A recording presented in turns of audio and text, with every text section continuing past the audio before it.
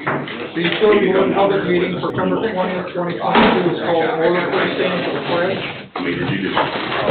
I pledge allegiance to the flag of the United States of America and to the republic for which it stands, one nation, under God, indivisible, with liberty and justice for all. Thank you. Roll call, please, Jim. Robert Carnahan is absent. John Foreman. Present. Julie Rivera. Here. Ralph Miller. Present. Randy Niemeyer. Present. Colleen Stevens. Here. Richard Sharp. Here. I am present. Chris Galatas. Present. David Austin. Present. Thank you. New business, approval of the minutes from August 16th, 2022. Do you have a motion to accept? So moved. Motion by Randy, second by Julie. Roll call. Colleen, I'm sorry. Sorry. Quit throwing your voices. John Foreman. Ralph do all the time. Yes. Julie Rivera. Yes. Randy Niemeyer. Yes. Colleen Stevens. Yes. Ralph Miller. Yes. Richard Sharp. Yes, motion carries 6-0. Approval of Cedar Lake Lakedale Regional Waste District Joint Municipal Operating Board minutes, June 28, 2021, October 19, 2021, and June 27, 2022. Do I have a motion for approval? I'll make the motion to approve. Motion by Ralph, I'll second. second by Julie. Roll call. John Foreman. Is that a yes? Yes. I didn't, sorry, didn't hear you. Julie Rivera. Yes. Randy Niemeyer. Yes. Colleen Stevens. Yes. Ralph Miller. Yes. Richard Sharp. Yes, motion carries 6-0. Approval waiver from developmental standards for pipe materials used for the east side transmission main. So what we're seeking is for the board to authorize me to essentially be able to grant that project waiver from our own development standards. Right now we only allow a ductile iron pipe, and we're looking to allow for the possibility of C900 plastic pipe. We have it in the system currently. It's a great product too, just a little harder to locate because it's not metal.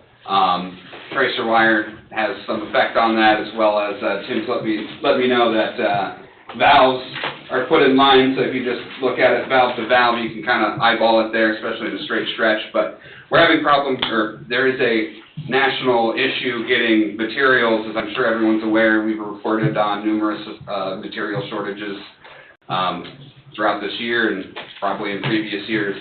But we would just like the opportunity to be able to use alternative material for that project in order to make it move a little faster.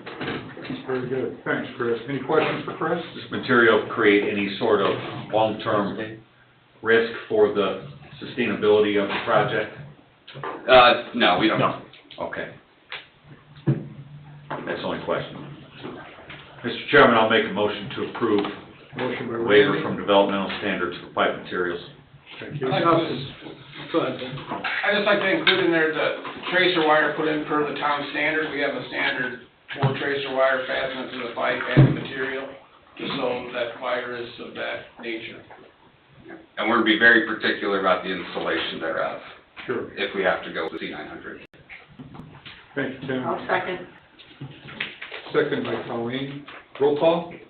John Foreman. Yes. Julie Rivera. Yes. Randy Niemeyer. Yes. Colleen Stevens. Yes. Ralph Miller. Yes. Richard Sharp. Yes, motion carries 6-0.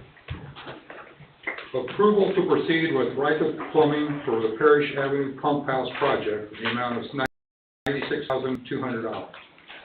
I'm going to turn this over to Tim in a minute, but the next two items are all related to the same project. Tim, you want to? This is actually to upsize the pipe from the actual well from 4-inch to 6-inch. It's quite a big project because now that we're going to the 25-horse pumps, which we've tested with wells to handle the actual discharge pipe from the well into the well house needs to be upgraded to 6-inch. So got to bust out the floor. We have to cut the tank that's in the building and resize from everything from 4-inch to 6-inch. There's a lot of internal and external work that needs to be done. This is what we got another bid from Gaskell and Walton that was like $142,000, I believe, in your package. So this was our best one. We called 3 places. We got 2 bids.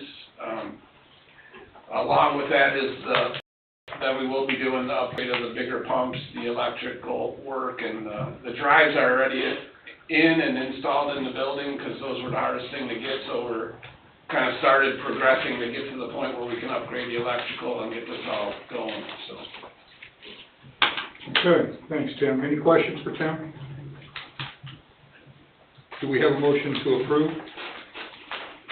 I'll make the motion to $96,200. Motion by Colleen, I'll second. second by Julie.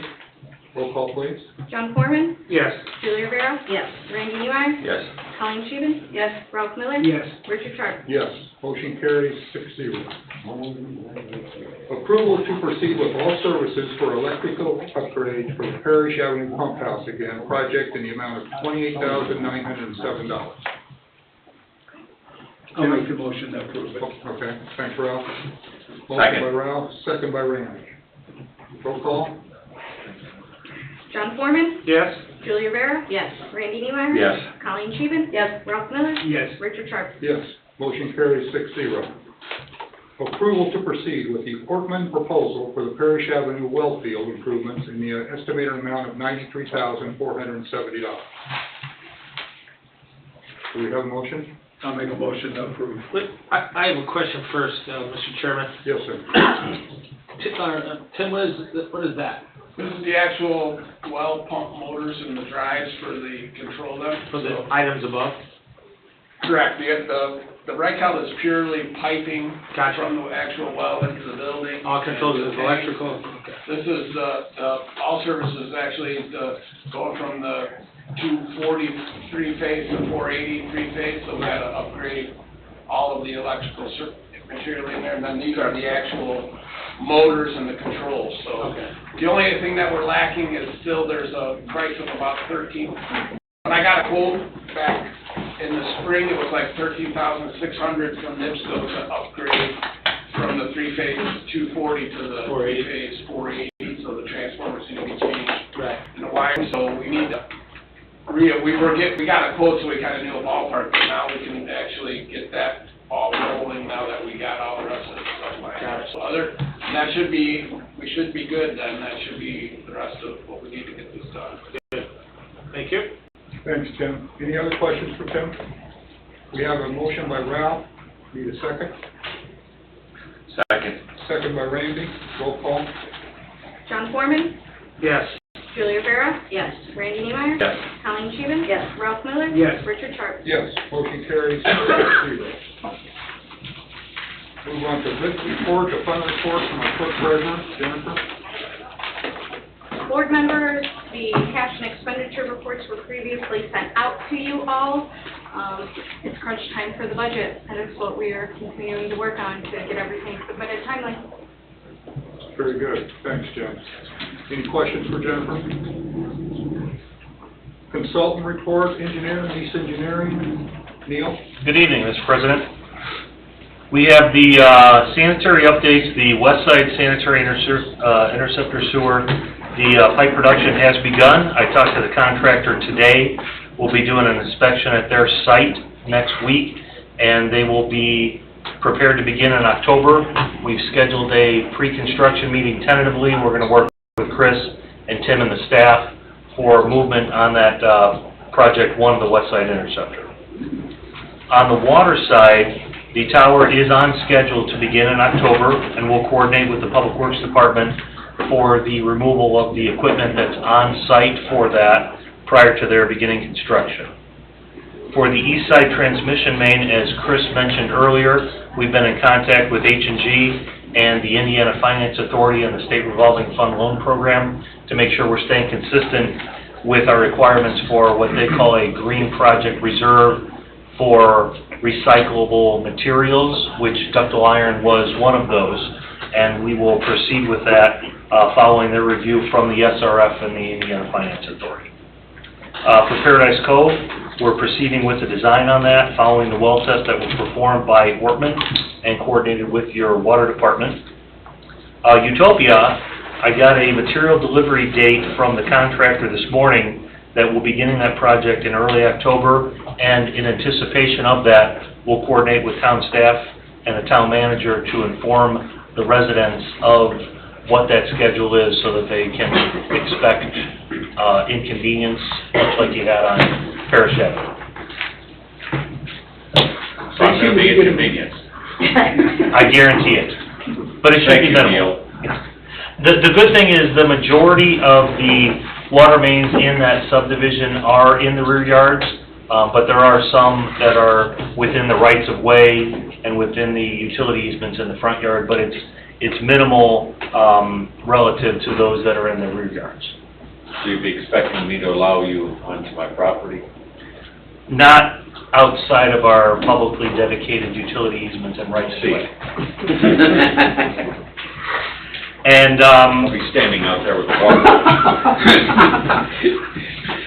the last item is the sanitary sewer meters that were on the Lowerman Interceptor. They're gonna be, moved tomorrow morning with Tony from the sewer department and Mike from our office.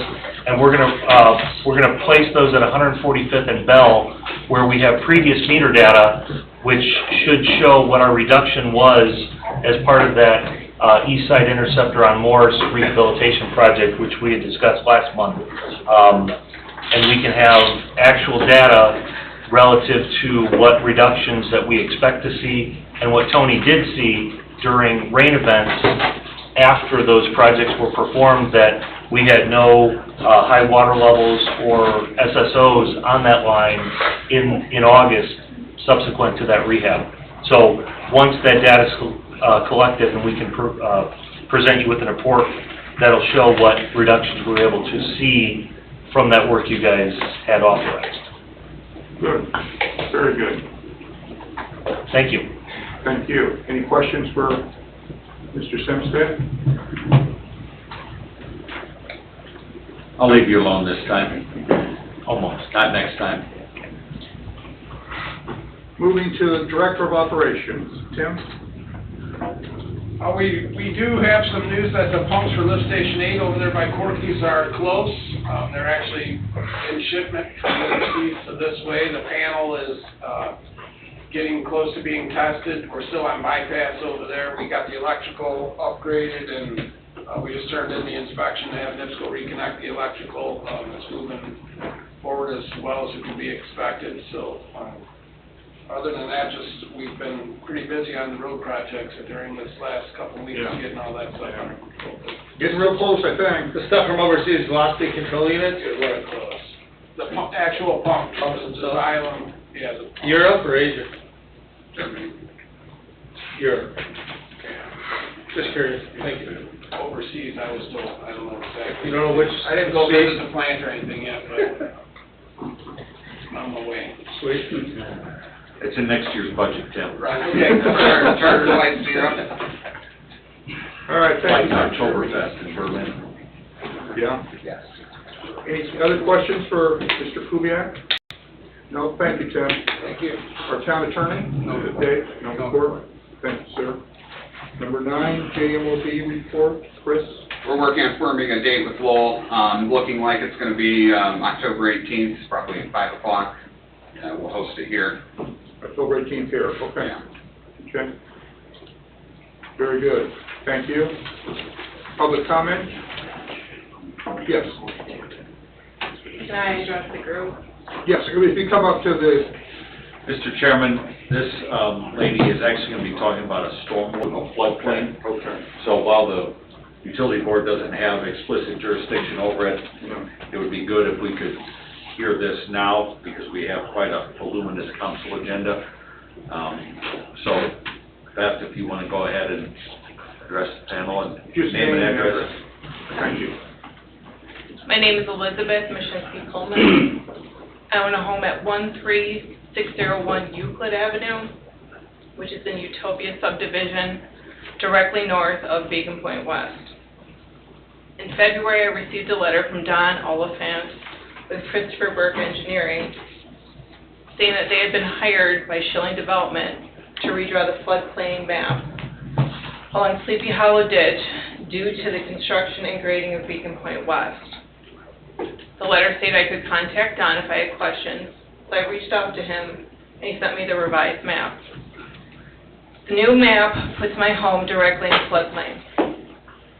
Since it's a significant change, I assume there would be a public hearing about it. so I waited to receive notification of it. I've since learned that since my home is the only home that's impacted, no public hearing was needed. Fast forward to last week, when I received a letter from my mortgage company stating that I need to carry flood insurance because my home is now in a floodplain. While I'm still waiting the final number from my insurance agent, he estimates the cost to be between $3,000 and $5,000 a year. I value the development, I'm sorry, I'm very emotional. Take your time. I value the development in our community. I'm glad we're expanding, and I love seeing new families around town, but I do not think it should be at the expense of another resident. I'm a single mom, stripped, saved, and did without for years to purchase this home. The home I purchased was not in a floodplain. Now, through this development, directly behind my home, I'm faced not only with the additional cost of the flood insurance, which I cannot afford, but the long-term impact of not being able to sell my home, because who wants to buy a home in a floodplain? Both the letter and the email I received from Don indicates that the redrawing of this floodplain is directly related to this construction of Beacon Point West. It's negatively impacting me in a significant way. I do not think this is deliberate in any way, but the fact remains that this development has now caused my home to be in a floodplain. While I understand that floodplains are redrawn periodically, a change of this nature and the costs associated with it are catastrophic to me. So I'm here tonight to ask for your help. In facilitating an equitable, long-term solution that does not impact me financially. For an organization as large as Schilling Development, researching, finding, and paying for a solution to this is nothing to them. It's not a drop in the bucket. To me, a single mom, raising 2 kids on my own is devastating. It's a cost that will force me out of my home. So I'm here tonight to ask for your help. Can I apologize for being... No, that's okay. Don't apologize, no. So I want to thank you for your time and your consideration in this matter. Beth, did you review the email that I forwarded you today? I did. Okay. Just wanted to make sure you had all the information that I had, that Chris has as well, about this, because these aren't easy processes to come up with a resolution. Dave, you were in on those emails too. Could you offer us some wisdom and insight here? Because I know Beth for many, many years. Her son Isaac and my son are best buddies. And I know how hard you worked to do what you're doing and to be where you're at. So you have an ear here, okay? All of the relief that was described by Don Oliphant in the memo communication to you, Randy, should be pursued. Could be pursued by either our engineers on their dime or the developer who benefited from the work on their dime. There's a lot of discussion, topic, sentences led here by inaccurate, just kind of vague assessment and analysis. A little surprised that the Burke firm was involved in that, but they were. And they're part of the solution to LOMA, administrative proceedings. I don't know what that will mean practically for your home, ma'am, but I do know that the paperwork can be appealed and should be. How do we help her? Obviously, she's not an engineer or an attorney. How do we help her through this process and taking steps and making sure that people are accountable? In my opinion, everything she said is very accurate. That is, she was there first. They came along. Those who came along have damaged her. And we were in the process here at a town level by virtue of being the decision makers on plats, project site plans, engineering related to saying and relating. So, the engineer that was involved, Don, his firm, have a responsibility here. If not purely legal, moral on top of it. Based on the email that Don sent, that we've been going back and forth, it looks as though the explanation that was given was one that the floodplain, in just trying to summarize it a little bit, that the floodplain map was changing anyways because of certain conditions of Sleepy Hollow Ditch, and that the Schilling development helped to reduce the impact of the expansion of the floodplain through the stormwater infrastructure installed in their development. But I'm still not sure how that resolves responsibility of a home that was purchased. And this wasn't, I would feel different about this if this was a total redo of the FEMA floodplain map like we've had here back in 2012, where a lot of homes that weren't in it all of a sudden were in it. But that was a nationwide thing that went on. This is one development, one property. It's so much different than that. So I'm just curious how Beth leaves here and says, okay, what is my next step, right? How do I take a step here? Does she need to contact an attorney? Does she need to contact an engineer? What's the next step? Well, that depends on you, in my opinion. You as a council, and what your position is about what happened here, how it was done, what the result was, and how to go about fixing it.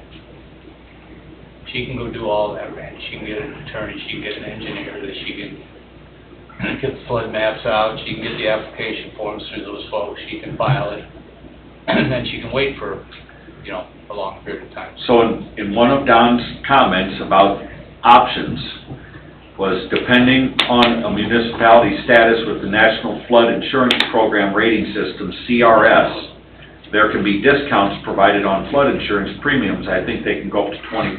However, the CRS is a voluntary program and certain criteria have to be met to get the highest discounts.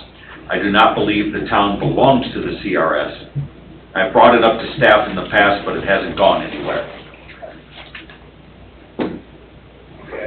So that looks to me like But that's just a discount. That's just 20%. right, but that's his recommendation of something we can take internally here, but what I'm hearing 20% is, of 3,000 to 5,000, that's what it is. yeah, that doesn't, It doesn't cut it. well, and it also, and it comes to mind here is, we don't know the impact on loss of property value. You won't know that until you would go to sell the home and be able to get comparables. I mean, nobody would know that until then. This is now a disclosure item. Yeah. If I were her lawyer counseling her through a closing process, the mandatory disclosure statements saying we need to be disclosing this incident or this condition, because otherwise we just knock the dominoes down and we add problems, complaints, disputes, and issues. So what I'm trying to get to here is, as Beth leaves here tonight, we want to, if you were to have an attorney and file suit, obviously we're part of that process, and then we have to kind of dummy up and clam up when that happens, okay? But I want to make sure that you leave here tonight with an idea of, okay, what are the steps I need to take, right? And that's what I'm trying to get to here. Well, everything's been transferred in this letter, memo communication to her to do. Everything. So that's the starting point as to what her position as a council is as to what happened here. But how does she appeal this? Through the recommended procedures that John Oliphant identified.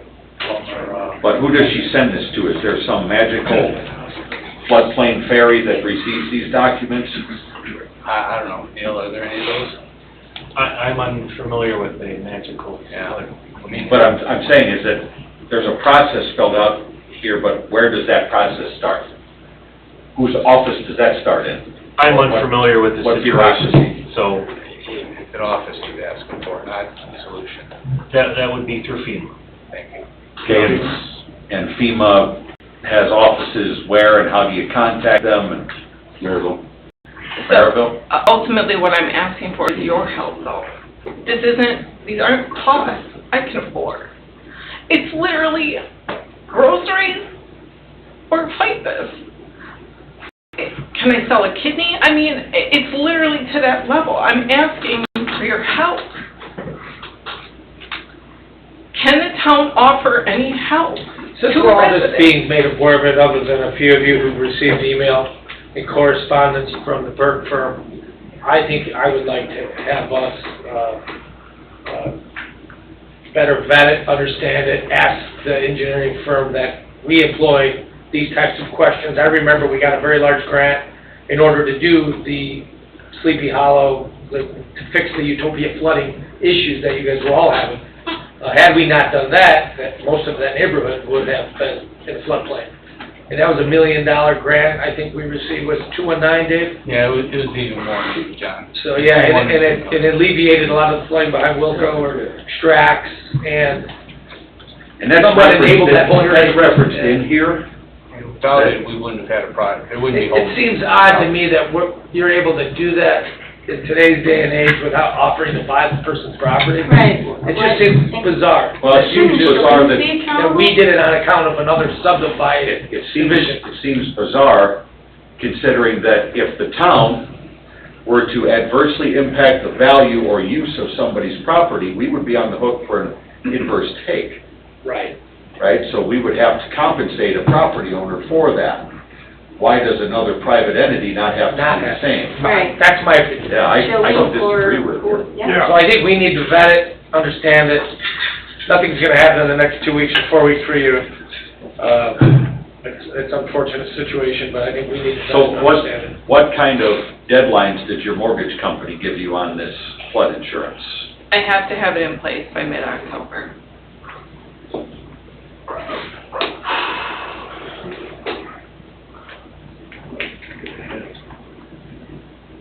So we have until, we have another meeting coming up, 1st of October, right? I mean, even an appeals of this would take a long time, so we're missing any. Well, if she floods and does not have insurance, then she's really in deficit. Well, that's the funny thing though about insurance, right? My house can flood, and if it flooded because of tornado, it'd be covered. If it flooded because of a 1,000-year rain event, it wouldn't be covered, and I'm not in a floodplain. That's the crazy thing about insurance. That's why insurance is the biggest scam going. But, in this particular situation,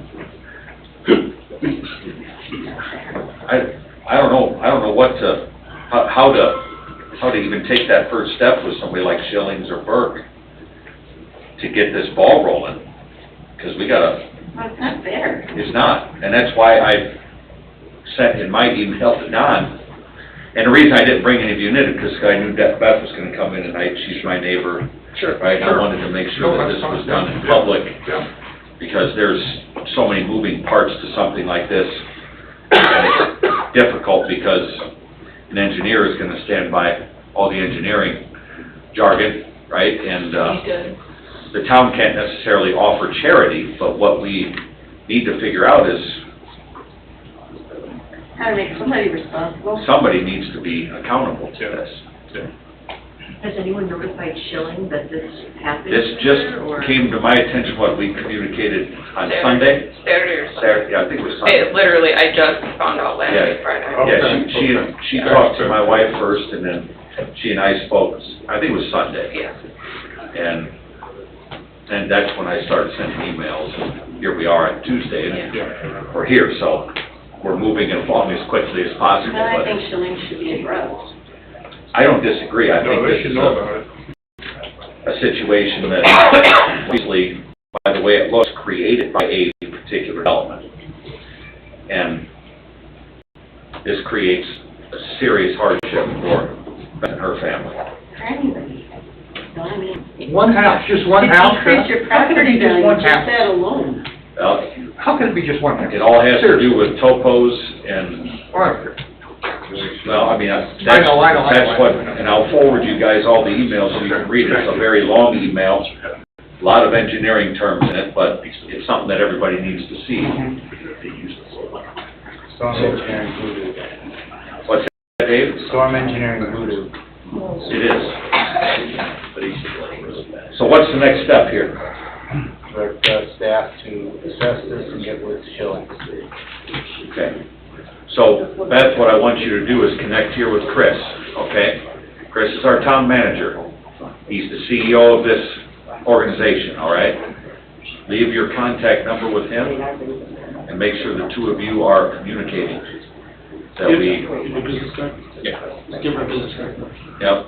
So we'll get our staff on it just right away and see if we can start solving some problems. And thank you. I really appreciate it. Oh, Well, sorry. it's a It shame has to be because corrected. It's completely unfair. There has to be a way. Mr. President. Yes? Go ahead. Thank you. Thank you, no, thank you. Mr. President, Yes.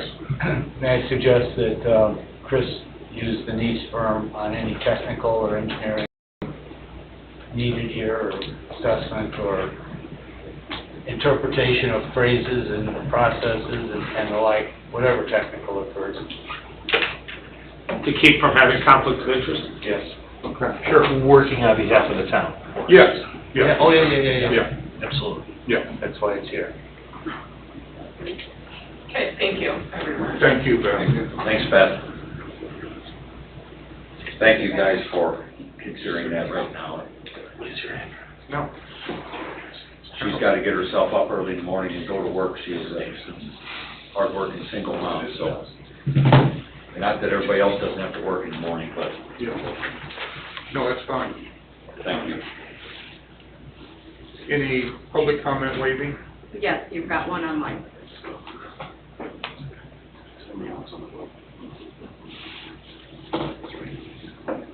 Go ahead and unmute yourself, Kinsey.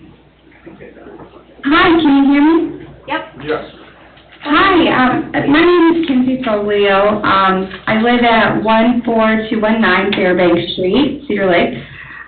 This is a home that we recently built with Hall Brothers Construction. But we have lived in Cedar Lake for years. We just moved, within the town. Since this is part of the Deerview subdivision over near like Tasty Top, and I just have a concern that I'm not sure if this is the proper place to address it, so I won't spend much time on it. I was just directed here by a few people. We don't have access to internet services. There has been I've been told there's like a construction project through Comcast that I've put in place, and I've been told for the last several months that they're just waiting on a permit to be approved by the town. But there's quite a few homes on this street. It's just like a new addition to this existing subdivision. We're just a little bit too far away from the existing box. And, so we've been here for a few months, and they have no timeline on completion of the project, and they are blaming it, Comcast is waiting on permits by the town. But, I work from home. My kids obviously have those Chromebooks from school. It's been pretty challenging. No, I understand. Do you have Wi-Fi hotspot on your cell phone? So I do, but they only give you a certain amount per month, even though I have the unlimited plan now, which is pretty expensive. But they only give you like a certain amount of gigs at the proper speeds per month, and then it runs out, and then it runs very slowly. And then I was able to purchase another hotspot through Verizon, and that's just like a hotspot, and same thing, it's super expensive, and you only get a certain amount. So when we're all trying to do everything, my work, their school, I'm in school again for my master's too, so, and forget about, TV or anything, because it's just, Yeah, I don't know, Chris, that we have any leg to stand on from the town's standpoint, do we? We don't, they're not waiting on a permit from us. They're not waiting? Okay. So Comcast is a massive organization, yeah. and they typically hold up almost every road project in this town. When we have to move utilities, Comcast is one of them that is the absolute worst to deal with.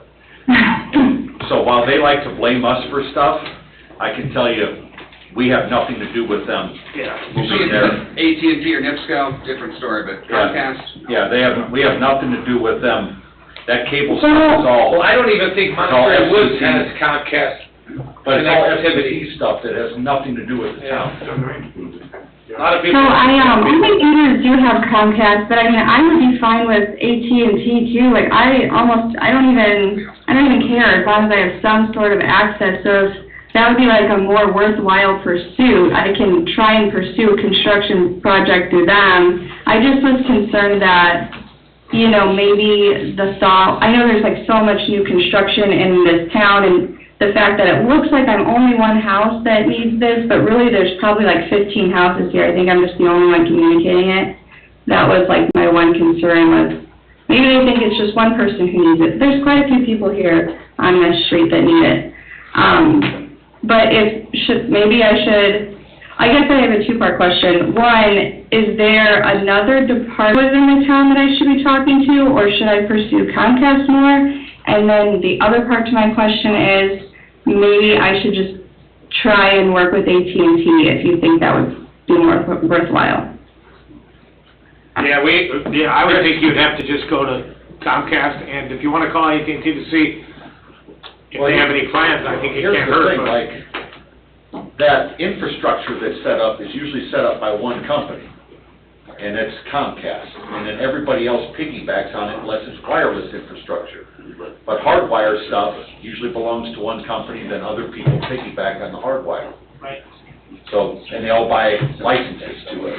It's all FCC stuff. But if they don't have a wire ran, you can't hook up Right. anything. But we don't have permitting for that. That's not something the town does at all. If anything, that, as you had mentioned, they hold up our projects quite often, and Ridiculous. we get complaints from developers on utilities, specifically Comcast, AT&T, tearing up their new stuff they just installed in the new subdivision. So it's unfortunately an issue a lot of us have. Okay. So, Yeah, there's like little, I called like, there's like a little flag that says Comcast. I know they have to like bore underground, and something did get approved because there's like a little flag right by my house, and, I mean, that's been months though. So, I don't really know where to go next, I guess, because Comcast, yeah, I don't know. everybody likes to have the town as their boogeyman, but in this case, we're not. So they don't need to get permits to the town then you know, Communication stuff is all federally regulated. okay. They don't have any permits. We don't dictate where they go. Currently, they don't have any permits with the town that we're holding up, so Okay. that's kind of their story. I will double check tomorrow morning, but Tim's right here, he deals with They're that. in the neighborhoods, the big neighborhoods where they have 200 houses to hook up, that's where they're at, putting it in there first. That's what I'm worried about.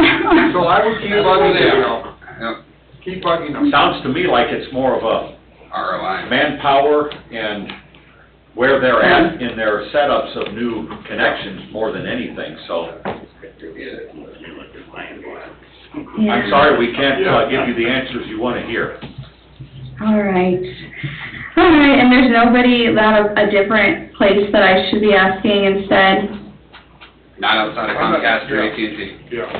Okay, all right, I think I've exhausted all of those as well, so, okay, thank you. Thank you, ma'am. Survey. Jennifer, any other? Yeah, there's other options out there, but. Okay, seeing no more public comments, this meeting's adjourned. Next meeting, Tuesday, October 18th, 2022, at 6:30 p.m. Thank you. All right, let me know when we can go to the council. You're good, go ahead. All right. We'll keep this rolling along. Say something, proclamation.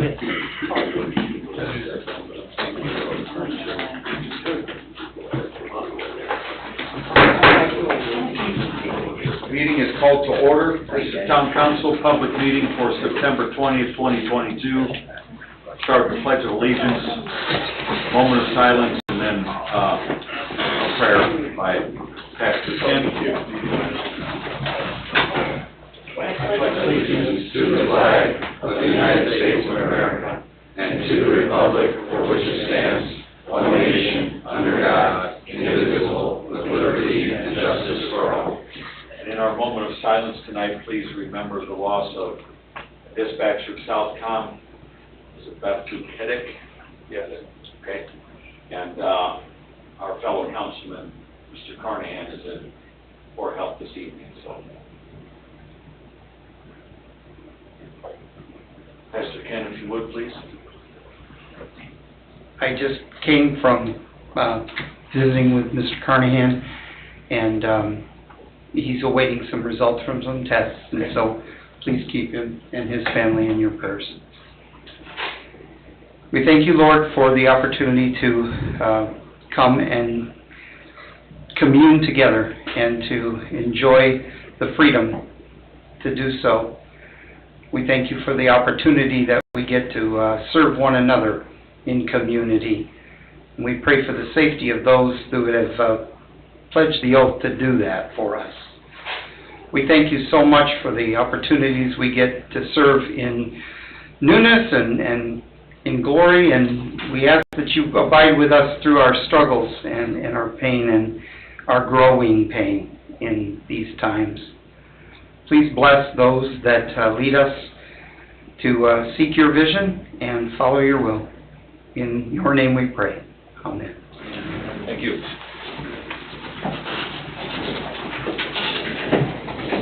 Roll call, please. Robert Carnahan is absent. John Foreman? Stepped out. He stepped up. Stepped up. Thank you, Chief. Julie Rivera? Here. Ralph Miller? Present. Colleen Scheven? Present. Richard Sharp? Present. Randy Meyer? Present. I am present. Chris Galetis? Present. David Austin? Present. We have a quorum established. Before we go to our official agenda, I want to add one item under BZA plan, which is acceptance of Black River Bell's surety. Okay, and also we have a guest with us this evening that we will go to after our public hearing from the Attorney General's office, John Cannon. So with that, Chief Fisher. Thank you, Mr. President. Council members, I know you're going to read the proclamation, but I wanted to say something. So today is National IT Professionals Day, and to say that it is well-deserved would be an understatement. Our IT director has only been with us for the past couple of years, but has seen us through some of the most difficult times in history. Since his arrival, he inches the town of Cedar Lake into the 21st century technology each and every day. Whether it's helping the police department install necessary computers for dispatching our squads or installing computers in the fire trucks, Cliff Rowe is a dedicated employee to everyone. You may see him working on the server in the morning and then 2 hours later cleaning the air conditioning unit behind the town hall, or on top of the police department roof fixing one of the air conditioning units because it broke. I know that many of the town hall police and fire personnel would describe him as a lifesaver whom can fix just about anything that we mess up. I know that he does not want this recognition, but he well deserves it. I just want to say thank you for recognizing Cliff and all those IT professionals that help us out each and every day to complete our jobs. Thank you, Chief. Thanks. With that, I'll read the proclamation into the record. Whereas the third Tuesday of every September was established as National IT Professionals Day in 2015 to honor the unsung heroes who maintain technology, and whereas the third Tuesday of every September is National IT Professionals Day, and whereas without our IT professional assisting the town on all technology fronts on a daily basis, and whereas Cliff Rowe is the town's IT director and tirelessly serves the town with kindness, and whereas the town of Cedar Lake Town Council recognizes the significant impact of IT professionals and the value that Clifford Rowe brings to the town through his service on a daily basis, and whereas the town of Cedar Lake Town Council desires to convey their sincerest gratitude to Cliff Rowe, IT Director, for his hard work and dedication, now therefore let it be known that the town of Cedar Lake Town Council, Lake County, Indiana, does hereby proclaim this, the 20th day of September 22nd, as IT Professionals Day. And that will be signed at the end of the meeting. Thank you. We also have an oath of office this evening for Police Department, Brandon Holzhauer, Police Officer.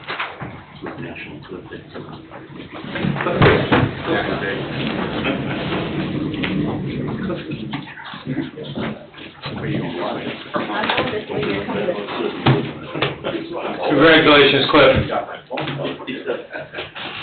Thanks, Cliff. No, his wife, right behind you. You can stand right out there. Nope, we're good. Okay. Please raise your right hand and repeat after me.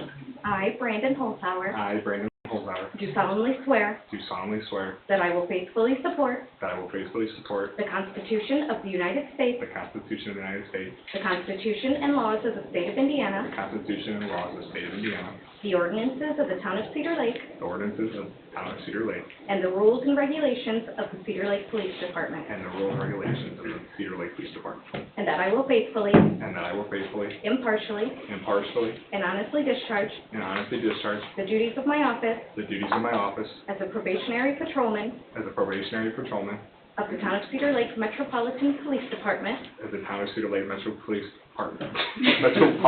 Police Department, to which I have been appointed to which I have been appointed according to the law according to the law and to the best of my skills and ability, and to the best of my skills and ability, so help me God. so help me God.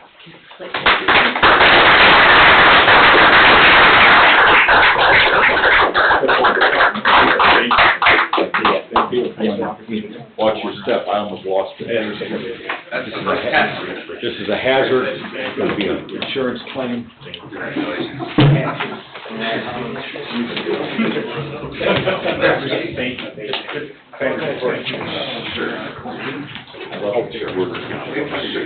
sure they cover it first. Actually, tires. Come on and get in here, boys. Somebody still pulling up. Go side by side there.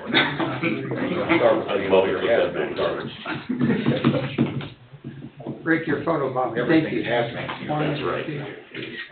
All nonsense. Welcome aboard, appreciate it. I got some signatures. You guys, come on up. Come here, Aiden Hunter, come here. Randy's photobomb. Oh, I'm gonna get out of the way. I don't want to. Come here, boys. Nice family. Yep, very nice family. Ready, guys? Yep. 1, 2, 3.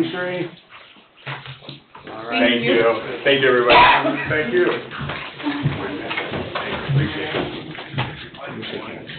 These are always good ways to start off the meeting. Congratulations. Thank you. You're very welcome. Nice meeting you again. Been nice to meet you. How are you? Hi, you good one. Good luck. Huh? They're right here. You on the schedule yet? On the schedule? Well, I start on Monday. Make it pretty.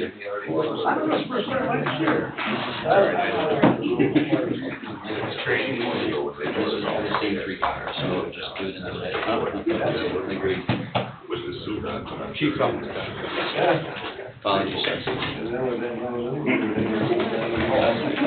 This is all part of the process. The last one's a big. Are you an electrician? You got his social security number, log in, all that.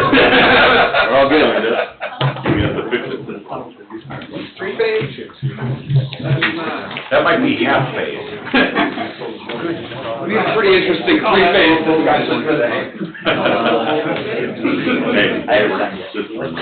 Plastic pipe conversation again. Brandon, welcome aboard. Welcome aboard. We're happy to have you on the team. Appreciate it. Happy to be here. I appreciate that there's still people that want to do this. Yeah, all for it. We Thank keep you going. so much. Appreciate it. Thank you, guys. Be safe. There's always an 8-inch garden.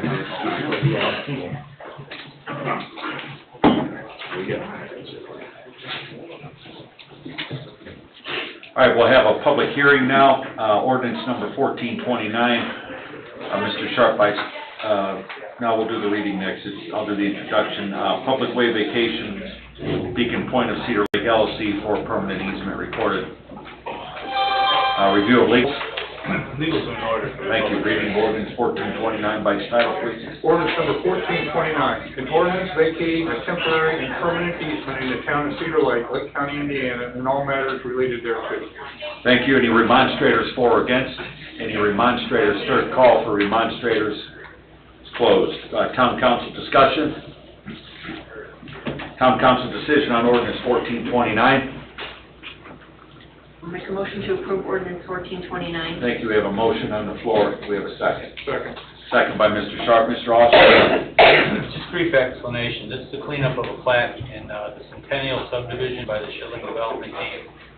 This was previously part of a previous plat, the Olthoff plat. This cleans up that easement, vacating it for the current development plat, both temporary and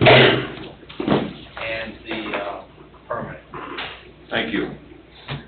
Any other discussion? Roll call. John Foreman. Yes. Julie Rivera. Yes. Ralph Miller. Yes. Colleen Schemen. Yes. Richard Sharp. Yes. Randy Neemeyer. Yes. Motion carries 6-0. Two reading ordinance. Separate, or can we do them tonight? Suspend the rules. We can do them tonight. Motion to suspend. So moved. Motion by Mr. Foreman. Is there a second? Second. Second by Ms. Rivera. Discussion? Sheehan. I'm sorry, Ms. Sheehan. Discussion? Roll call. John Foreman. Yes. Julie Rivera. Yes. Ralph Miller. Yes. Colleen Schemen. Yes. Richard Sharp. Yes. Randy Neemeyer. Yes, 6-0 carries. Second reading, Mr. Sharp, by its title, please. Ordinance number 1429, an ordinance vacating a temporary and permanent easement in the town of Cedar Lake, Lake County, Indiana, and all matters related thereto. Thank you. Second reading of ordinance 1429. Is there a motion to adopt? I'll make the motion to adopt. Thank you. Motion by Mr. Miller. Is there a second? I'll second. Second by Ms. Sheehan. Discussion? Roll call. John Foreman. Yes. Julie Rivera. Yes. Ralph Miller. Yes. Colleen Schemen. Yes. Richard Sharp. Yes. Randy Neemeyer. Yes, motion carries 6-0. Which will need to be recorded once it's fully executed and attested. Thank you. Mr. Cannon, Yes, sir. guest of honor from Attorney General Rokita's office. So you get my picture guy ready here for me to verify that I was here tonight. Hopefully I did press the right button. Todd won't believe it. I don't know, who knows? He runs a tight ship. He does that. Thank you all for having me here tonight. Clerk Treasurer, thanks for putting me on the agenda, and as well, Chris as well. Thank you all. I'm here just briefly to let you know a little bit about some things that the Attorney General's office does for you as well as for the public. The first thing that I always say is that thank you, sir, that the legislatures are usually not in tune with what goes on in the towns when they enact laws. And sometimes it's hard for you all to get those enacted. Obviously, you rely on your city attorney, and they're all very capable, but there are some head sometimes.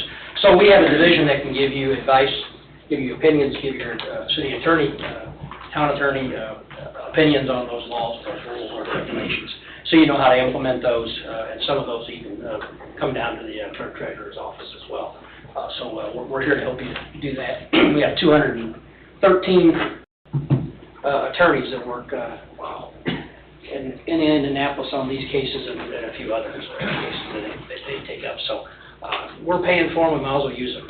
I'm asking you to do that. You can do that through the website, or your attorney can send a request. Or you can send it to me. So I'll give you one of my cards at the end here for each of you. If you have any questions, I can try to help you move it up a little faster maybe than going through the website. We also issue recalls to the citizens each and every month through our consumer division, consumer protection division. Once a month, we put out a recall of items that were purchased in the state of Indiana from a previous month that were unsafe. And the manufacturers have to, by law, give that information to us, and we're the gatekeepers for that, the Attorney General's offices. We also are the gatekeepers for $750 million worth of unclaimed property. Let me get you just my trick bag here.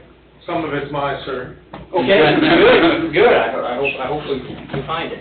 So this is the unclaimed property information, and you can go to indianaunclaimed.gov, And some municipalities and towns and police departments, fire departments do find leftover grant money that may have not got to the city properly and goes into the fund, so please check that out under your particular department. But for the residents, every week we add 100 new items. Right now there's $750 million in this account. And our goal is to get it back to the rightful owners. Could be from an heir that you were not aware of that left you money in a will or an estate. And the bank or the attorney has to turn it over after 3 years of trying to contact you to the state, and then the money is held there until you claim it. Real quick story, I was at the state fair working, and the queen of the state fair came to the booth, the unclaimed property booth, and said, "My dad thinks he has a lot of money in unclaimed." We found him $39,623. He did have a lot of money in the unclaimed property from heirs and from different business opportunities that he was doing in the past. So that was a great thing. And the next day he came over and bought us lunch. But unfortunately, I had to go home before. Did you bring any of that in your bag? I did not. I did not bring any of that. But please check it once a week. I know it's kind of a corny thing to say, but you never know when your name may pop up with some unclaimed property. We also just recently come up with the Gun Owners Bill of Rights since the constitutional carry came into effect July 1. And there may be some confusion out there. Police officers, I'm sure, know the rules, but sometimes hunters may not, or other gun carriers, and they also have rights that maybe some don't know they have. So that's available. I'll be leaving all this with the treasurer's office to share with the public. They come and pay bills or however that may come out. We also, I don't know if you all know this or not, but there are 80 billion with a B phone calls each and every month that come into the United States from overseas. 80 billion. Just a few months ago, in May, our Attorney General led a coalition of other Attorney Generals to stop 1 billion. So there's still 79 billion that are coming in every month to the state of Indiana, to our residents as well as other residents in the country from other places throughout the world. So now all 50 and 2 territories Attorney Generals have signed on to sue the FCC to stop all calls. Which is, they've been waiting for all the Attorney Generals to come on board, so it's probably a case that they can't lose. But we'll see what happens. The Biden administration at this point has not responded, I don't believe, to it, but maybe it'll go to the Supreme Court, we don't know yet. But our Attorney General's out there leading that charge, and he said that's one of the things he would do day one when he became Attorney General, was to stop these spam calls and these nasty potential scam calls that come across your phone. So there are some horror stories out there from some scams. I won't go through some of those. You all probably have already heard some of those where someone's asked to send $10,000 or their grandchildren would be kidnapped and such.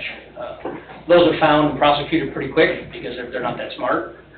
But the police obviously find those and figure them out. So, and then the other thing that we worry a great deal about is identity theft. And our office helps with that as well. I will leave some here, some pamphlets here on if you do get, your identity does get thieved, we have a recovery plan that's available, and our office can help you with that as well, as a resident. So one of the biggest things we need your help with is Medicaid fraud. Last year we recouped $250 million in Medicaid fraud throughout the state. This year we'd love to have zeros. That means there's no fraud, but that's probably not going to happen. But we should be on the pace this year to do better than $250 million in fraud caught. Remember, this money is for needy, not the greedy. So we're asking you, your police department, your fire department, anyone that you can get to help us turn in people that you believe might be frauding the system. Maybe a neighbor. Maybe I was in Newton County a few months ago, and one of the council members there turned in their own uncle that was frauding the Medicare process because he just thought it was just the right thing to do, and that person did not belong getting Medicaid. So please help us with that. We're asking you all to do that from our office. Other than that, we do multiple things that I can't go through all tonight, everything that our office does, but I am here to answer any questions you might have about unclaimed property or any of our services that we do offer. Is there an office in West Indiana? There is not. Northern? No, Just it's all just Indianapolis? me. It's just me, just in Northwest Indiana. I'm out of Portage, but my office is my car, it seems like. Yeah, absolutely. But we do this a lot of it. It was in North Judson last night. How's that? Same material. Any questions from anybody? I'd be happy to. Thank you for coming. I don't think anyone's from the State Attorney's Office or Attorney General's office has ever come up here. No. So this is interesting. Yeah. Well, we just some of the things that gone on. It took us to get a Northwest Indiana native to be the. Well, that may be. In order for us to have. That don't may like be the us case. downstate. And John is a former city council member in Portage as well as a former mayor, so he's kind of one of us and understands that we're not always looking at all of these things that really we should be aware of. Well, it's just the main thing is to get it on your websites and get those, get a link to your website to the Attorney General's and the Secretary of State's office, because that has to do with voting and those things. And we don't only just come out here and talk about the Attorney General's office. There's questions that we can, from you all, from the residents, we can get to another department in Indianapolis. We're obviously happy to do that as well. So, but yeah, if you could get some links on your website, that'd be great. To the Secretary of State's office and or and our office. That way the folks can just click on it when they have a question. Consumer complaints is a big thing. Right now, there's just so many. I just heard on the way over here, I had someone call me from Michigan City and said, I went over to buy a car and it said on the internet it was $51,000. We get there and sit down and talk about the car, and the gentleman says, well, there's a fee of $5,000 because there's such a shortage for cars. So it's a big switch deal. You get there and, the internet says 51,000, now they're going to sell it 56, 57. So I said, get on the internet and put the complaint in with our department, and I'll follow up on it. And then we'll get it to somebody that's, knows about these things. Us and the Secretary of State's office work hand in hand on those kind of complaints. So, super. Thank you all very much. Any questions for Mr. Cannon? Yeah. I do have Yeah, one. sure. It's gonna be quick. My wife's got unclaimed property under her maiden name on there, Mhm. and she says she's had a hard time trying to claim it. What does she have to do in order to get I'll give you one of my cards, and I'll help her. Okay. But for everybody else that's listening worldwide, I guess, right, on the internet, anyone else, sometimes what we require is a old bill that had her maiden name on it from an address, Okay. or maybe her original birth certificate. Okay. They say that who she is, and then a marriage license saying who it changed to. Okay. Those kind of things. But I'll help you. We'll get that. Thanks, sir. Is it more than 50 cents? It's more than 50 cents. I'm not gonna put my job over Yeah, there. there's some 50 centers on there, and people want me to help them get 50 cents, and I'm like, well, I don't get paid a lot, but it's kind of silly to waste, for 50 cents. But yeah, it ranges from 50 cents to $1 million, so that's, it's crazy, it's crazy. We're in the top 5 of most unclaimed property in the country. Every state has unclaimed property websites, so if you lived in a different place, you can check Michigan, Illinois, Arizona. We have a lot of folks from Arizona that are in Indiana a certain part of the year, right? Yeah, we'll help you. All right, thanks. Anything else, anybody? It's great. I love those. Get to hone my skills when I can answer a question. Thanks, John. Thank you all very much. Appreciate you coming down. Yeah, Rob, thank thank you. Thank you. And I'll leave this information over here on the table. Keep up the good work. Thank you.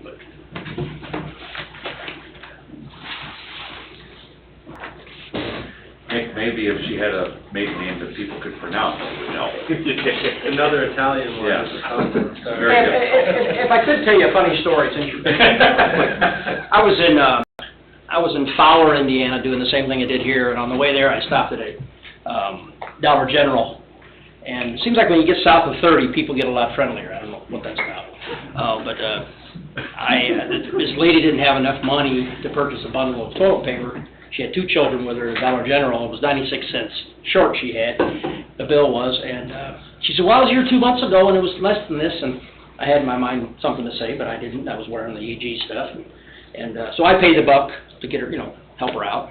And she waited by the door with the 2 kids and the bundle of toilet paper, and she said, "Sir, thank you very much. I know that my family will think of you every time we use this." When you get south of 30, everybody gets a little friendly. I wouldn't expect that north of 30 from anybody. So I just want to let you all. So thank you all very much. Thanks for adding a little levity here tonight, John. Oh, that was good. We have public comment on agenda items. Second call, public comment on agenda items. Third call. Is there anything online? No hands are raised online. Thank you.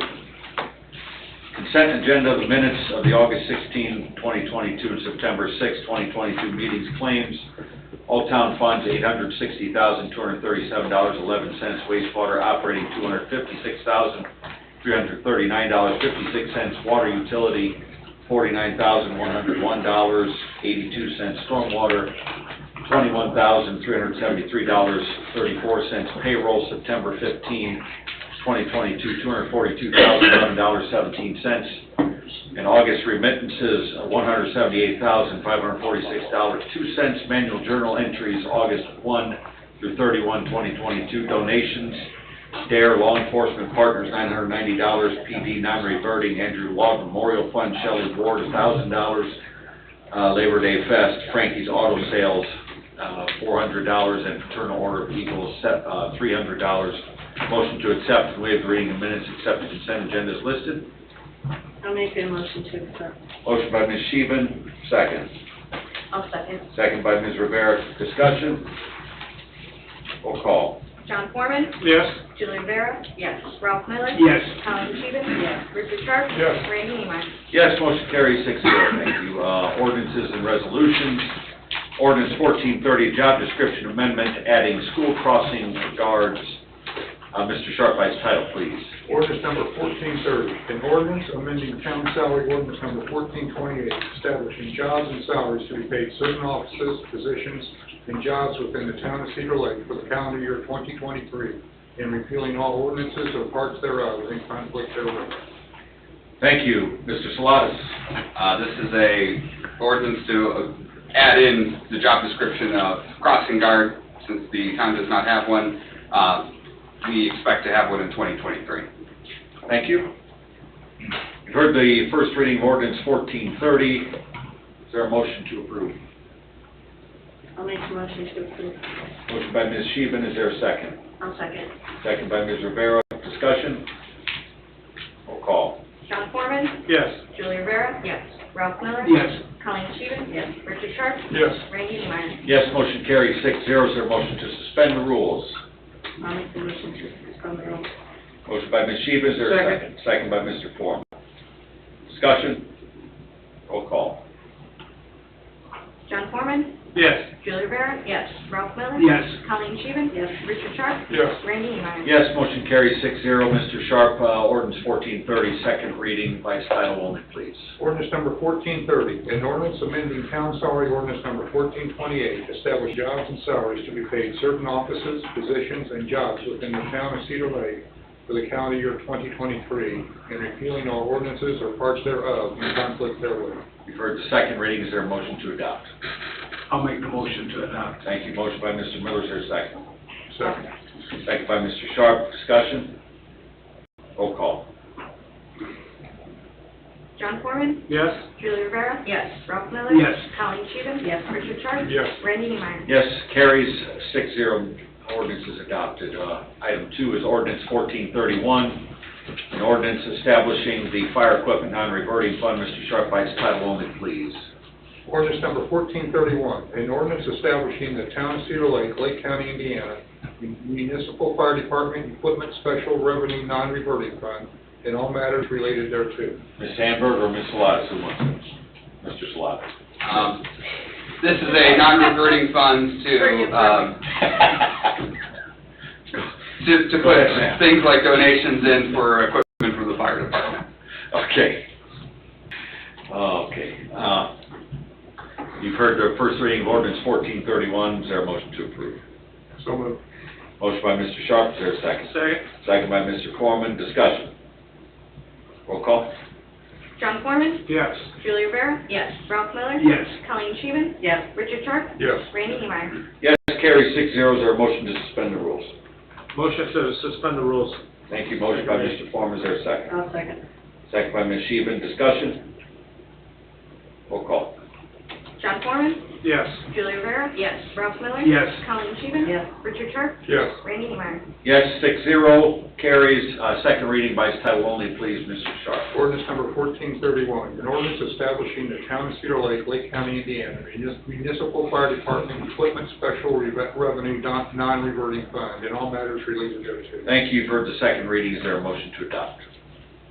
I'll make the motion to adopt. Motion by Mr. Miller, is there a second? I'll second. Second by Ms. Sheehan, discussion? Roll call. John Foreman, Yes. Julie Rivera, Yes. Ralph Miller, Yes. Colleen Scheven, Yes. Richard Sharp, Yes. Randy Nemeyer. Yes, motion carries 6-0. Ordinance is adopted. Item 3 is Resolution 1316, transfer of funds. Ms. Sandberg?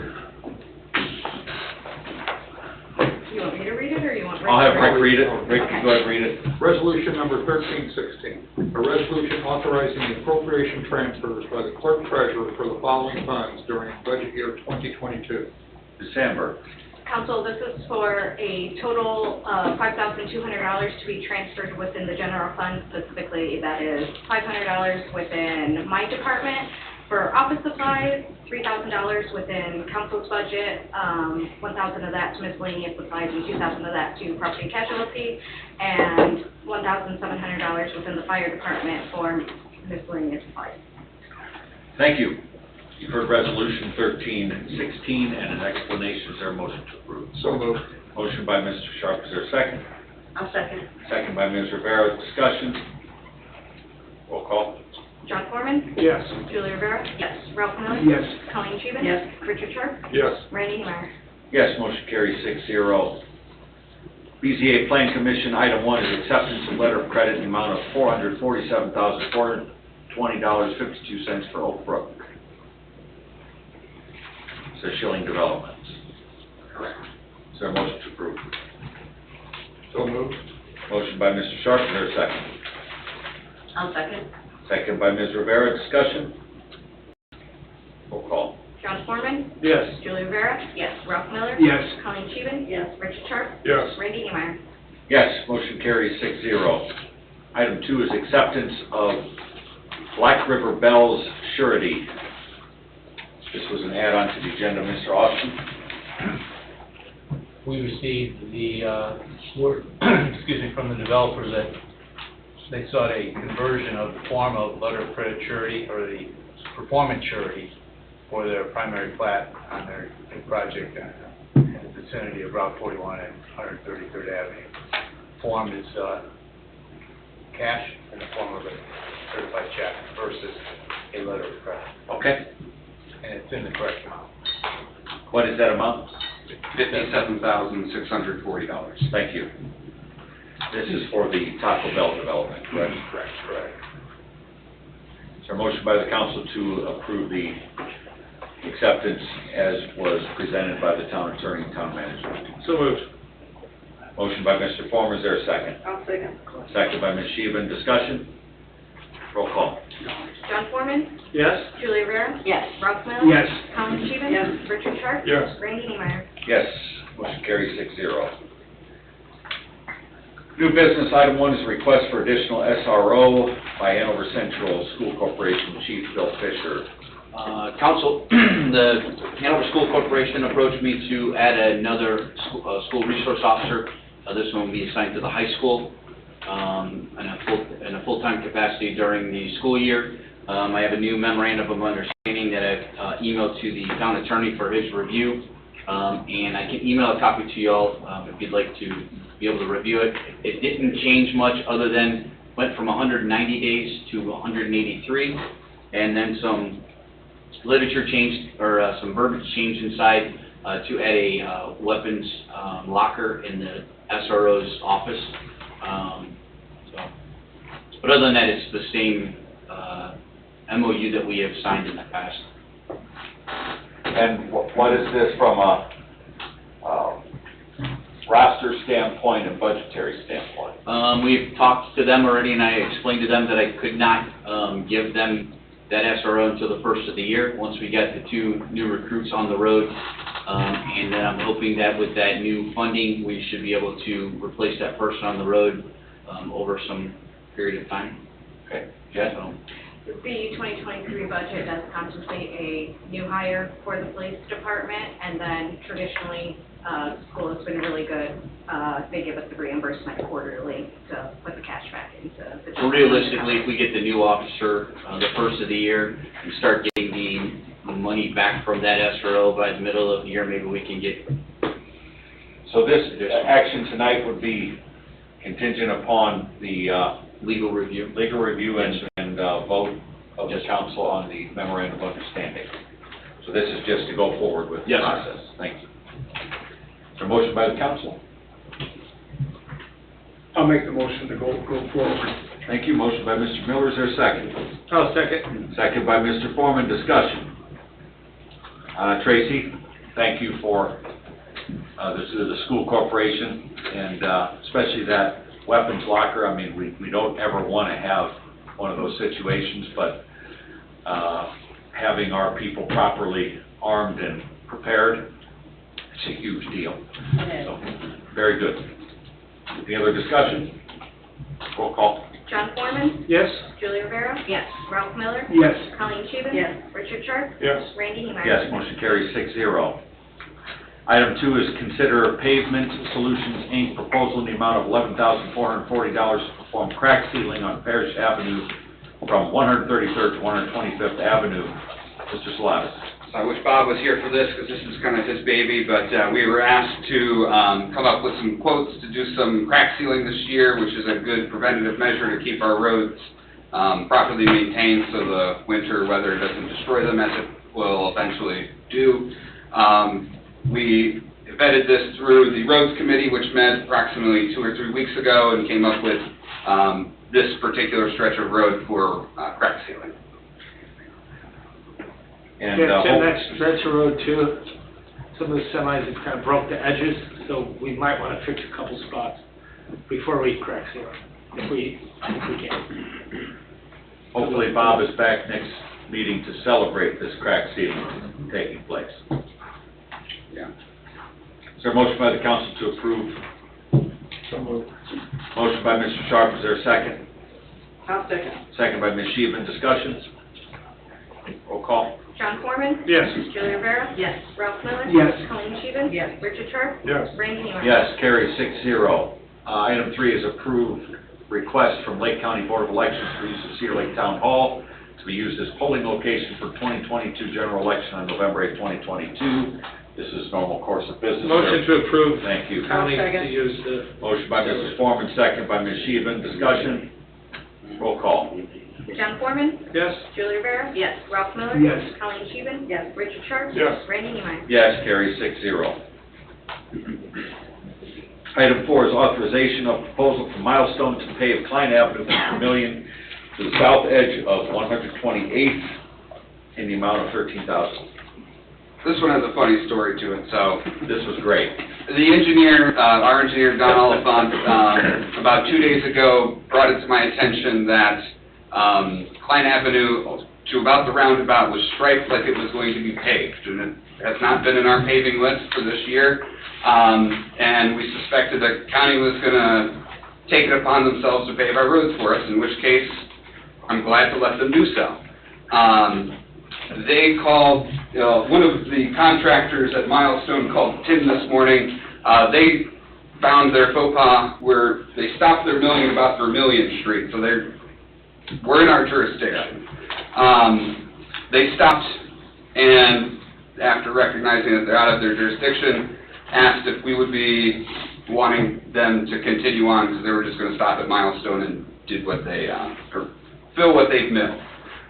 So this is the cost for them to continue on to just about the approach of the roundabout. The roundabout will not be done, but if we do agree to this price, which is Pretty good price. the best price we're going to get, we already vetted the price through our engineering firm, and it's better than we get because the county contracts roads it seems like by the, quarter of the county, they just do a whole section and shut down an entire chunk of the county. But this is the best price we can get, and we would like authorization from the council to pay for this out of the Rose Garden Estates non-reverting fund for the infrastructure.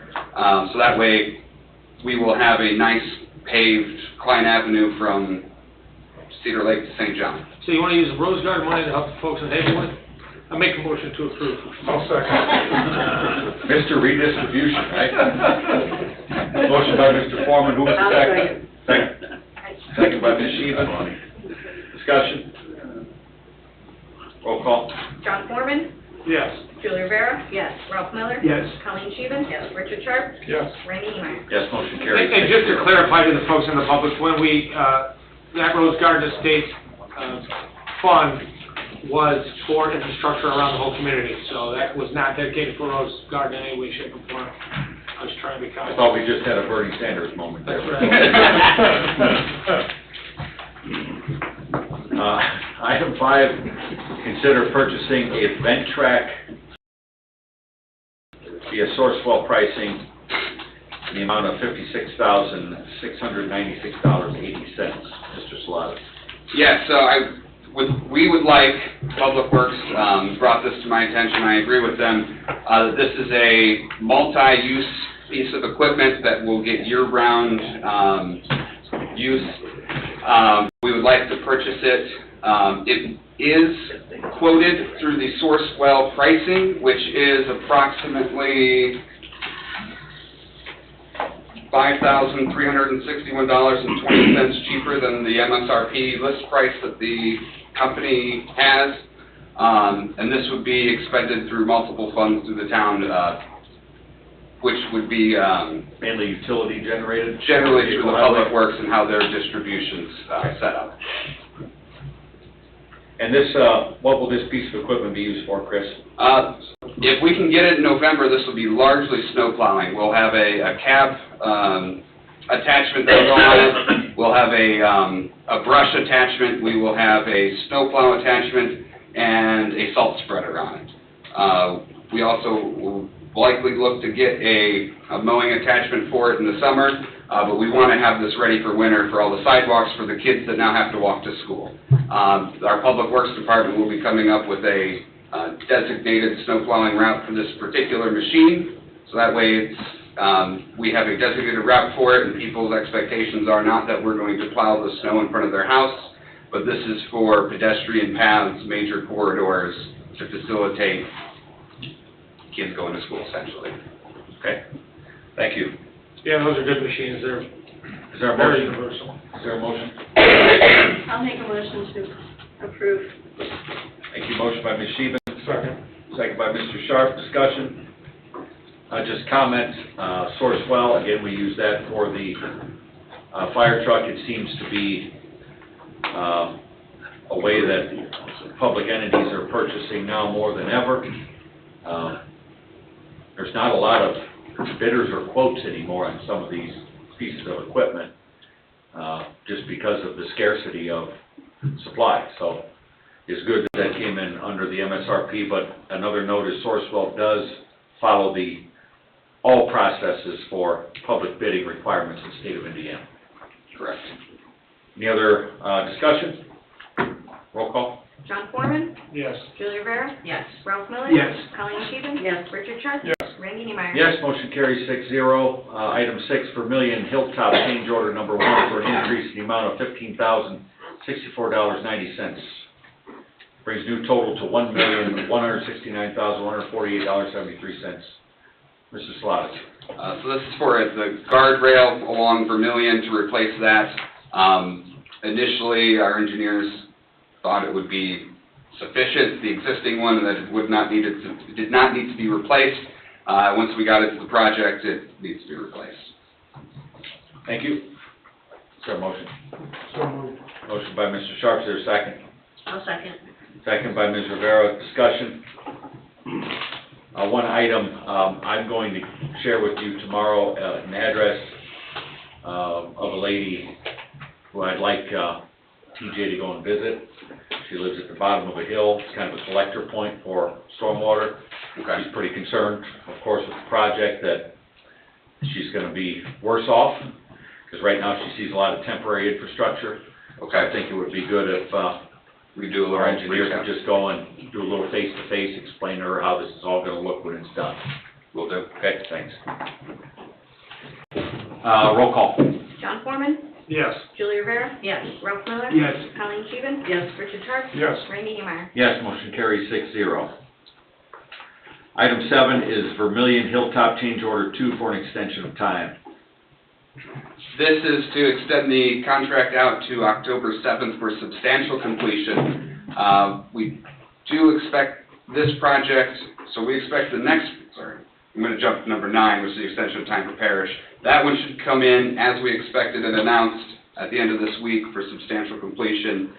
This one will probably come a little closer to the October 7th status that it's in, but I think Tim was out there today or yesterday, and they've got the curbs poured, and it looks really nice. Vermillion. Yeah, it's getting there, and they're waiting to pave, I mean, they'll pave Hilltop and Vermillion all in one shot, so, and High Grove, the final coat. It's good. And the Klein. Is there a motion to approve? And Klein. I'll make the motion to approve. Thank you. Motion by Ms. Sheehan, is there a second? Second. Second by Mr. Sharp, discussion?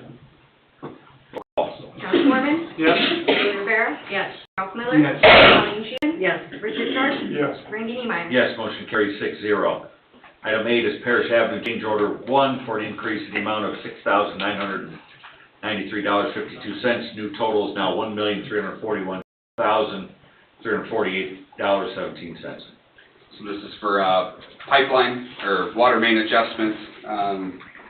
Tim, was that the one that we discovered at, was that the southern entrance to Utopia, or was that on the north? That is the north. Okay.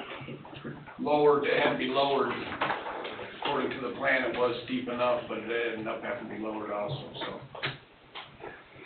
I make motion to approve the change order 1. Thank you. Motion by Mr. Foreman, is there a second? Second. Second by Mr. Sharp, discussion? Roll call. John Foreman, Yes.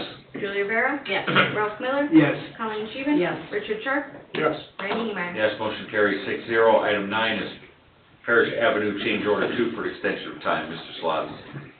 Same as the previous one, this is extended out officially to October 7th for a substantial completion date. We do expect to have that road open, weather holding consistent, by the end of this week. Hallelujah. Unfortunately, for some people, they thought it was open, and, They were sadly mistaken. yeah, Bill's officers were out there today, and I was applauding their efforts. But on the weekend, I saw a lot of people going through, so I think the We folks were living in still stopping. Utopia. We were still stopping them. No, they were stopping them, yeah. Yeah, I'll make people the were motion just to Commander, how many did you write today? 10 people. Wow.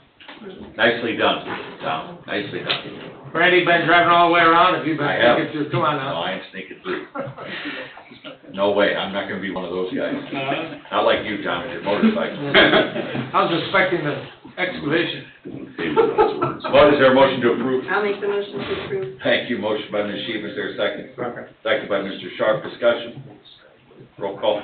John Foreman. Yes. Julie Rivera. Yes. Ralph Miller. Yes. Colleen Scheven. Yes. Richard Sharp. Yes. Randy Nemeyer. Yes, motion carries 6-0. Item 10 is consider authorizing Chris Salatas, town manager, as authorized signatory for as the NDOT LTAP documents for the Nervsey Klein Avenue Town Hall sidewalk project. Is there a motion? Motion. Second by Mr. Former, is there a second? Chris.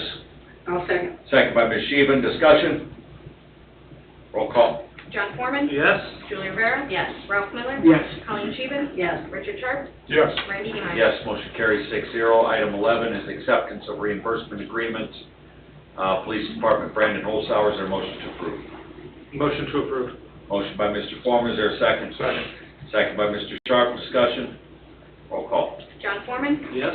Julie Rivera. Yes. Ralph Miller. Yes. Colleen Scheven. Yes. Richard Sharp. Yes. Randy Nemeyer. Yes, motion carries 6-0. Item 12, consider Chamber of Commerce letter of request for the Wonderland of lighted Christmas trees and the Gene Everly Parade of Lights. What date would that Parade of Lights be? It's 19th, I think it is. November? Yeah, November 19th, double check. She was telling us earlier today. Yep, is, yeah, November 19th, Saturday the 19th, it's the Saturday before Thanksgiving. Very good. Is there a motion to approve? I'll make the motion. Who wants it? Motion by Mr. Miller, is there a second? I'll second. Second by Ms. Sheehan. You both are on the line. 2 months away, that's not, I don't like that. No, me neither. Discussion? Roll call? John Foreman, Yes. Julie Rivera. Yes. Ralph Miller. Yes. Colleen Sheehan. Yes. Richard Sharp. Yes. Randy Niemeyer. Yes, motion carries 6-0. Town council reports, unfortunately, Mr. Carnahan's not here to lead us off. Any other reports? I have a report. A friend of mine fell last week, and I went over to the house to try to lift her up in that, and I wasn't able to do it. I called the fire department. Todd, I think it took them about 3 minutes to get there. I don't know if we were lucky or what. I mean, we called 911, told them what had happened. Next thing we know, they're knocking on the door.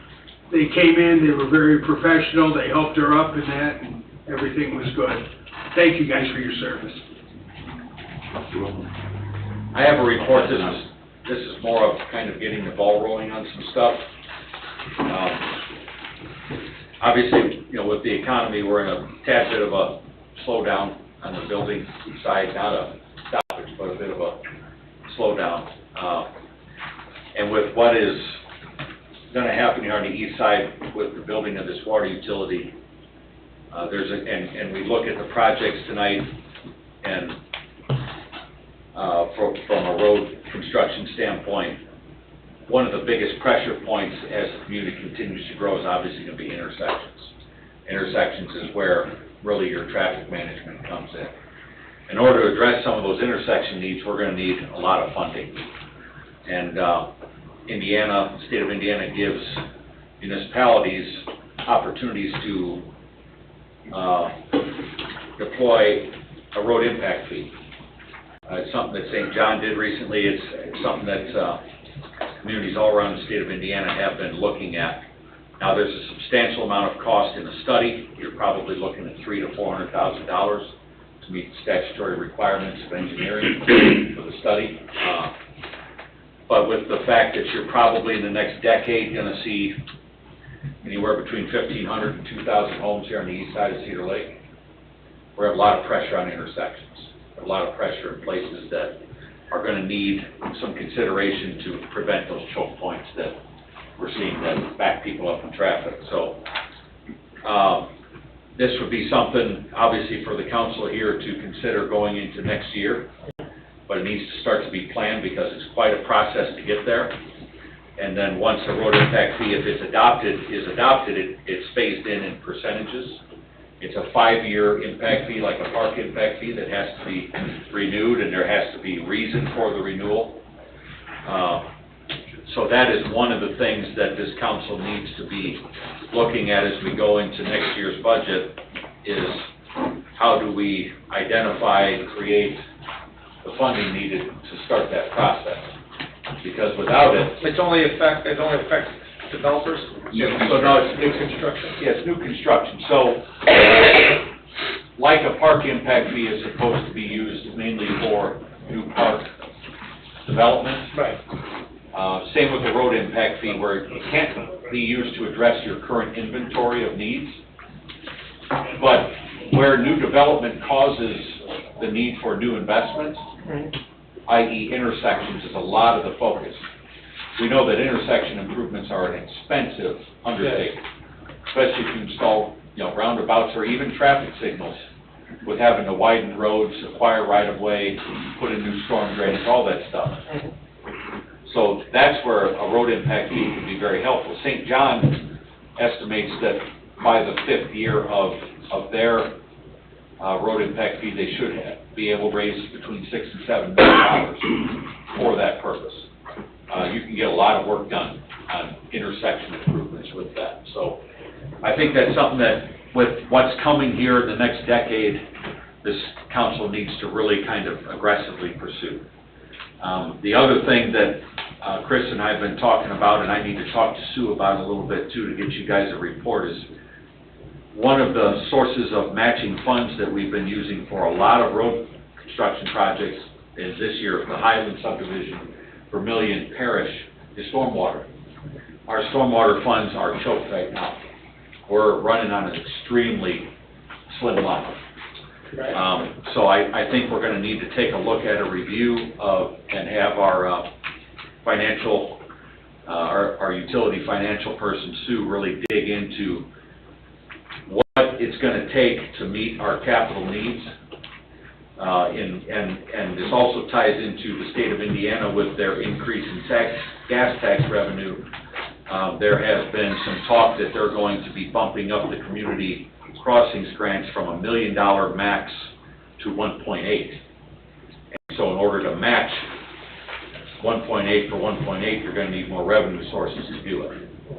So in looking at stormwater as so much of our investment in matching, because we do a lot of stormwater work, Time and time again. it's time to look at the stormwater also in kind of a 5-year window as far as projecting out revenues, seeing if there needs to be some increases in those rates that are charged, or different sorts of formulations of stormwater rates.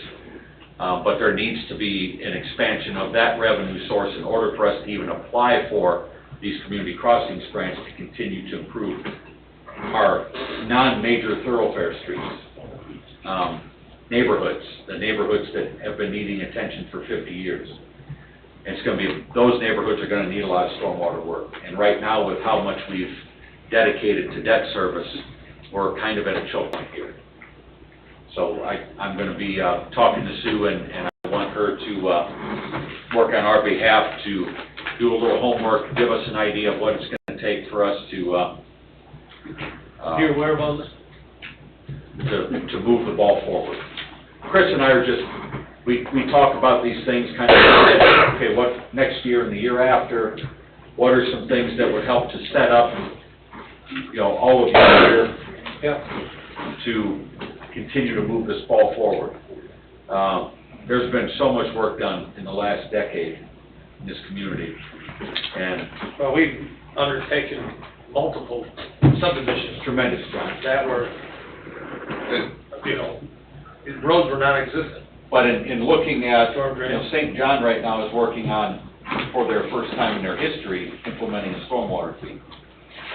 I'm a government junkie, so I watch meetings and listen to things. And their financial advisors at Sender and Dalton did a comparison rate study and showed that at $10 per ERU, which is where we're at, we used to be the highest. We're not anymore. A lot of communities, because of the community crossings grants, have really moved some of those fees forward so that those projects can take place, they can improve those neighborhood streets. And it's also a way, you gotta remember, the community crossings grant is actually the gas tax money that all of us pay when we go to the pump, coming back to your community. So you can access more of it, the greater opportunity you have to match those funds. So it's actually an investment to bring money back to your community twofold. Well, I would say this, knowing that Lakeside's wanting to expand south, knowing that 141st go east off of Morris is a complete cluster bottleneck. We talked about it at the planning commission, but I think that would be an ideal place for a roundabout. But that's a road impact fee item, right? So, I mean, That's a RIF item, so if you have 600 homes built between the first Lakeside and the second one, or 800, right, and you've got a road impact fee of a few $1,000s per home. but just with the lake in this middle of our community, our east-west corridors are insufficient, to say the least. But well, you couldn't necessarily improve 141st. We need 153rd from Parish to Morris. But you could make an intersection improvement and then utilize community crossings money to make 141st improvements. But again, to do the community crossings money, you need to have matching funds and debt service funds, which are going to be some home rule stuff, like stormwater fees. Because one of the things that's tore up 141st more than anything is topography. It's up and down, right, and it washes It's out the challenging. sides, and you gotta reestablish ditch lines, and that neighborhood up there, that's one of the Shades neighborhoods, that one, I mean, you go down those streets and you could lose a small child. Oh, they're non-existent. Yeah, so, I wanted to give that report tonight to get everybody thinking about it. I'm gonna try and put some stuff together before the end of the year, from a strategic standpoint, that all of you can easily kind of take off with and do what you want with it, but it's kind of the homework that I like to do for this community is really kind of looking at the nuts and bolts and seeing the opportunities that we have to capitalize on some of the growth and let some of the new growth help us manage traffic better, but then also to capitalize on bringing some more of those gas tax dollars back to the community. Right. So that's just a couple things I wanted to report that I'm going to be working on here over the next couple of months in helping all of you prepare for next year. And hopefully we keep this momentum going for the next decade. Any other council reports? Town attorney. No report. Clerk treasurer. Council just continuing to work on the 2023 budget. Next Tuesday, we have a special work session scheduled, 6 p.m. is start time. Corby Thompson will be here, and he will have a presentation, and I was also notified today as well, so be present that evening. That's 6 p.m. you said? Yes, sir. Okay. Well, I encourage everybody to attend in the public who are watching us online or watch us online. Last year's presentation was awesome. We had a great PowerPoint presentation that showed all the revenue in and money out. So it's a very transparent process. Town manager. Just about covered all of it.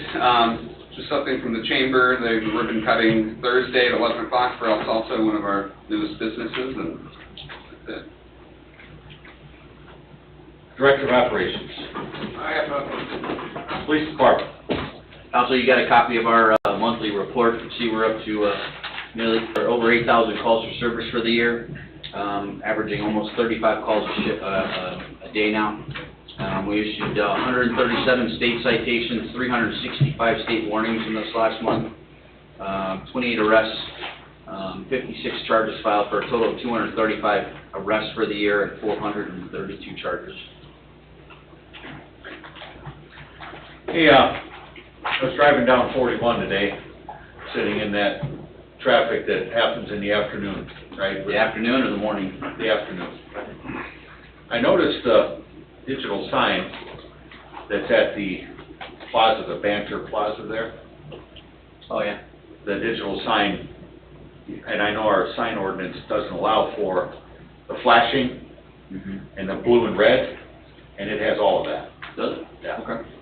So if you could somebody could reach out to them and maybe they can adjust that sign, but Yeah, it's very sporadic. I've seen it once, and I tried looking for it again. It's like it's on a real long loop or something. I seen it flash, and I sat there and watched it. yeah, it's flashing and then it's flashing blue and red, like. Right, it did. It like- spun and flashed, and then it... I saw that, and my wife goes, "Is that supposed to be doing that?" And I said, "No, it's not."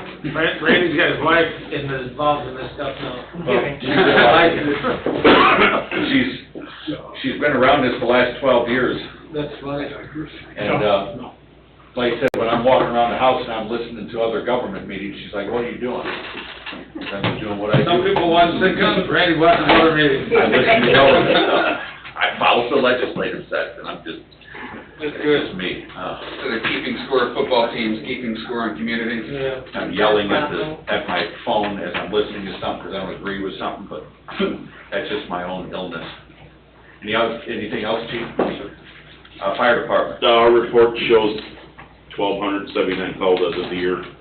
I want to clear one thing up. I had two people from the public ask me about our fire engine responding to medical calls.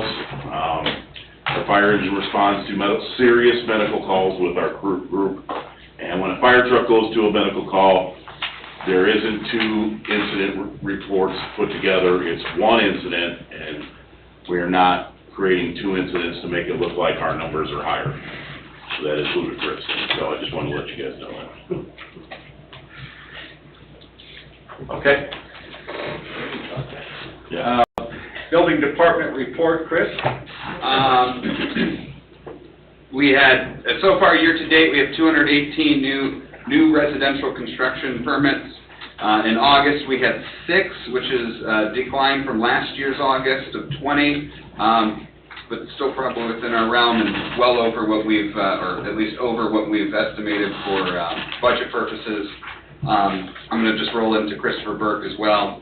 Most of what's on their written report was largely voted on today, with, I think, the exception of a road committee meeting that just went over that we're going to look to potentially pave a section of the shades north of 141st next year as part of our Community Crossroads matching grant. And that's going to be phased. And it's going to have to be phased because it's far too large for one community. The amount of subgrade work and drainage work. And we also talked at our roads committee meeting about how to maximize the amount of dollars that we put in over there. Some areas will need storm drains, some will, a curb on one side will suffice, et cetera. But we do need good bases on those roads. But in order to do that storm drainage, we're gonna really need to dig into this revenue stream because it's been stretched. It's been stretched. Yeah. We've gotten a lot out of it, but we're at the end of it now. Yeah. And with inflation, cost of materials, all of that stuff. For the road, yeah, these projects are getting out of hand. I think every single city and township boycott drop these prices. I mean, I don't know where it's gonna continue to go. Yep. This is asinine, what I'm having to spend on roads, my God. Yeah. It's asphalt. Stone. I mean, the Egyptians did this thing. Roman roads are still around being used. Ridiculous. We're gonna have Neil design some aqueducts. Times 92 counties, times 10, 15 cities and towns. Crazy. Yeah. All right, continue, Chris. And then as far as the Veritas, 2 of their projects are rolling off, which was the building fee assessment and the council redistricting. So we're going to start turning our focus towards Public safety buildings, sports complex, and town grounds. So it's for the public, for budgeting purposes, what we have been using for the last several years with O.W. Crone is 200 homes per year has been our baseline. And we've far eclipsed that, which has given us a little more flexibility. But it also, if we have a downturn, we have a little bit of a buffer, right? So that's where we've been adjusting our sustainability plan and our financial plans off of is that 200 homes per year number. And we can always, if we see that there's a major downturn, adjust our financial plans based upon real data. So it's worked very well so far, and we're going to keep at that and try to stay conservative with everything we do. Is there any public comment? Second call? Third call, public comment. Jen online. No hands are raised online. Thank you. Next town council special public work session will be Tuesday, September 27th at 6 p.m. We'll all get our first peek at the draft budget. And then regular meeting Tuesday, October 4th, 2022 at 7 p.m. Thank you all for coming. This meeting is adjourned.